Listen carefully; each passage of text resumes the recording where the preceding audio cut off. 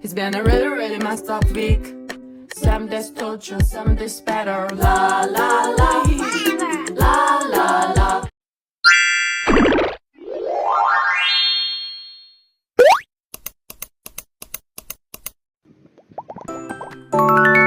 Klasifikasi data. Apa itu data? Data adalah informasi yang diperoleh dari pengamatan atau pengukuran. Data digunakan untuk analisis, pengambilan keputusan, dan penelitian. Klasifikasi data adalah proses mengelompokkan data agar lebih mudah dianalisis dan dipahami.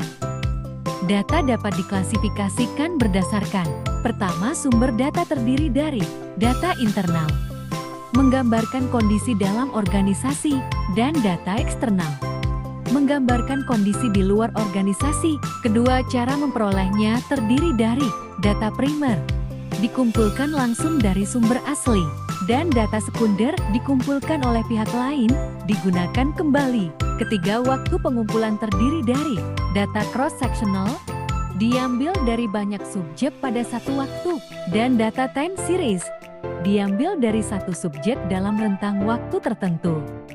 4. Sifat dan jenis data. Yang pertama, berdasarkan sifat data, ada data kualitatif. Data yang tidak berbentuk angka, contohnya jenis kelamin, warna, status perkawinan. Dan data kuantitatif, data berbentuk angka, contohnya usia, pendapatan, jumlah anak. Yang kedua, berdasarkan jenis data. 1. Nominal. Kategori tanpa urutan, contohnya agama, jenis kelamin. 2. Ordinal. Kategori dengan urutan, contohnya tingkat pendidikan, peringkat lomba. 3. Interval. Data dengan jarak yang sama tapi tanpa nol mutlak, contohnya suhu dalam C. 4. Rasio. Data dengan nol mutlak dan perbandingan bermakna, contohnya pendapatan, berat badan. Penerapan klasifikasi data dalam penelitian sosial. Dalam penelitian sosial, klasifikasi data dapat digunakan untuk berbagai tujuan.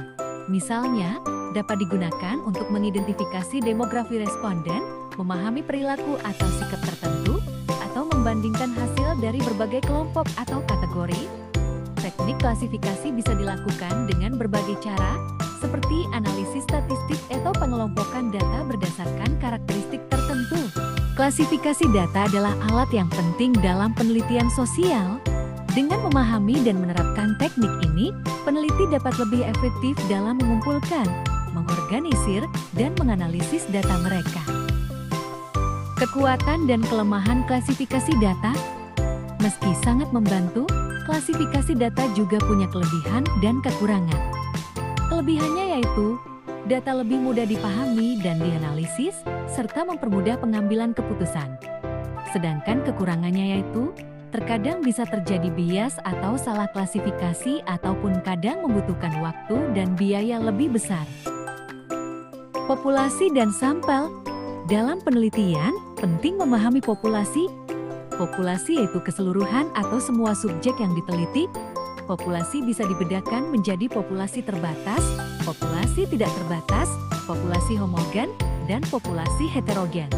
Karena meneliti seluruh populasi seringkali sulit, maka digunakan sampel, yaitu sebagian kecil dari populasi yang mewakili keseluruhan. Keuntungan menggunakan sampel adalah lebih hemat waktu dan biaya. Teknik pengambilan sampel.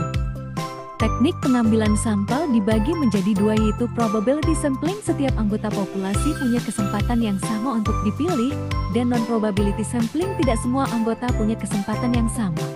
Penentuan ukuran sampel sangat penting agar hasil penelitian tetap akurat. Klasifikasi data, populasi, dan sampel adalah konsep penting dalam penelitian.